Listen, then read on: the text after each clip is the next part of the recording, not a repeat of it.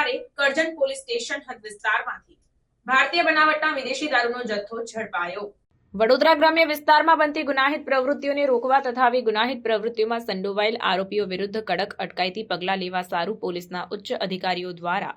જરૂરી સૂચન અને માર્ગદર્શન આપવામાં આવેલ હોય, જે અંતર્ગત કરજણ પોલીસ સ્ટેશન હદ વિસ્તારમાં પોલીસ કર્મચારીઓ પેટ્રોલિંગમાં હતા, જે દરમિયાન શંકાસ્પદ વાહન ચેકિંગની કામગીરી દરમિયાન ટેલરમાં વગર પાસ પરમિટનો ભારતીય બનાવટનો વિદેશી દારૂની પેટી 363, જેમાં કુલ બોટલ 6456,